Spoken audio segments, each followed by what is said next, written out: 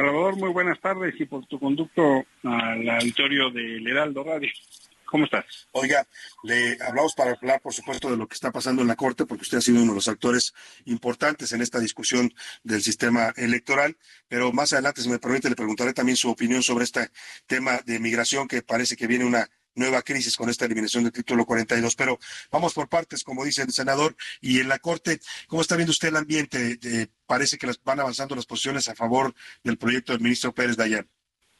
Mira, Salvador, te propongo empezar con el tema de los migrantes para seguir A con ver, tu nota. adelante. La verdad es que dirían, ¿no? Hay quienes ven la paja en el ojo ajeno, pero no la viga en el propio. Uh-huh.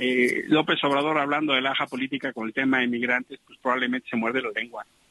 Él es el primer responsable del crimen de Estado, de la muerte de 40 migrantes en la estación de Ciudad Juárez.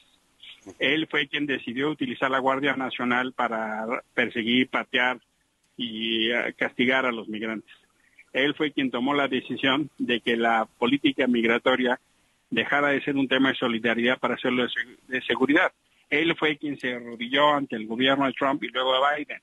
Yo no sé con qué cara nos viene a decir que se hace politiquería con los migrantes cuando lo que hace México es una absoluta vergüenza.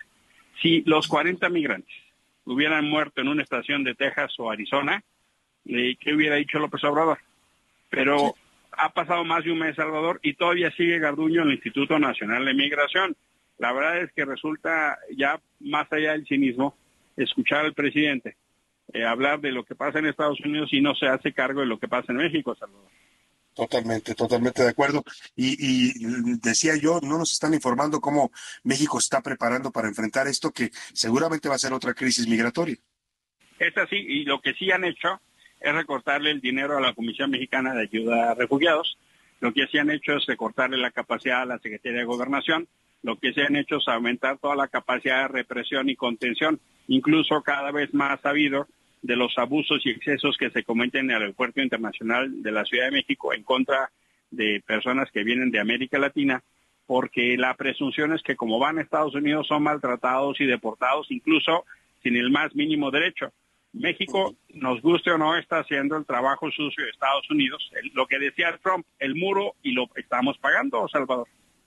Claro, y luego, peor, senador, cuando los encargados de este tema, más allá de que se echan la bolita uno al otro, el secretario de Gobernación y el canciller Marcelo Ebrard, pues andan haciendo campaña, quieren ser presidentes ambos.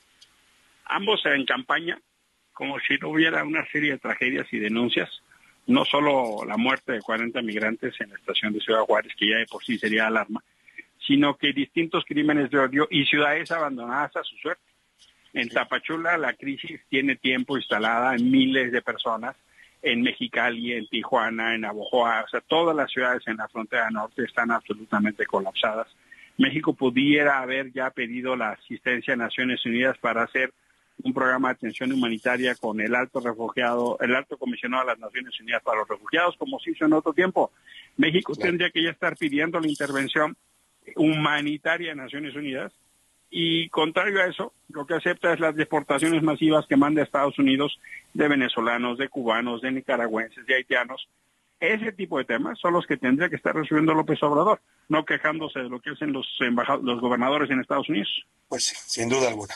Ahora sí pasemos al tema de la Corte, senador, y cómo está viendo el ambiente y, bueno, estas presiones ayer desde la presidencia que trataban de amagar a la Corte de que si discutía este asunto hoy, como ya lo está haciendo, pues podía incurrir en invasión de poderes por aquello de que estarían invadiendo facultades del legislativo.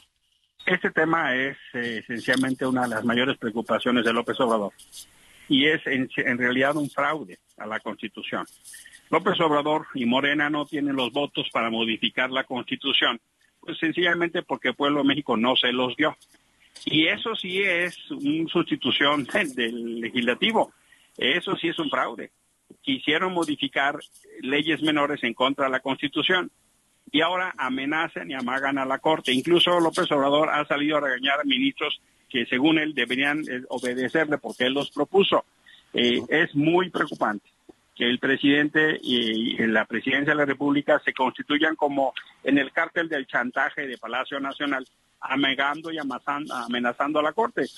Tienen manifestaciones y expresiones de odio en contra de la ministra Piña, tienen amenazas, tienen la clara denostación del Poder Judicial, pero eso sí, cuando estaba Saldívar, pues eran a partir de un piñón grandes amigos, pues porque Saldívar le hacía paje judicial de López Obrador. Ahora que no es ese contexto, vemos una presidencia que se dedica a amenazar al Poder Judicial. Yo espero que el Poder Judicial de la República actúe en defensa de la Constitución. Es lo único que pedimos. Quienes acudimos a la Corte, justo para que deliberaran lo que hoy están deliberando, es porque vemos que está en riesgo no solo la Constitución, sino el sistema democrático del país y un proceso electoral que dé confianza. López Obrador pareciere que quiere blindar las elecciones del 24 a una elección de Estado, empezando por cambiar las reglas y los procesos. Ojalá, y yo espero, que la propuesta del ministro ponente sea la que prospere y que declare la inconstitucionalidad del Plan B, porque en realidad pues se pusieron a legislar más allá de la Constitución, violando la propia ley y Constitución, Salvador. Claro, pues vamos a estar pendientes, se está empezando a fijar posiciones. Yo creo que pronto sabremos si hay o no una mayoría para anular esta reforma. Sí, por supuesto, le estaremos consultando, senador Emilio Álvarez y Casa. Por supuesto que sí, yo creo que es un tema que nos va a trazar un horizonte muy, pues la verdad es que muy crítico. Si se defiende la Constitución y el horizonte democrático, o cada vez caminamos más hacia un gobierno más autoritario, que sin empache amenaza a todos los poderes. En el legislativo dice que no consensa con la oposición y legislan solos. Nunca había pasado eso en el Senado. Y ahora amenazando al judicial, pues eso se llama fascismo, pues, así dicho.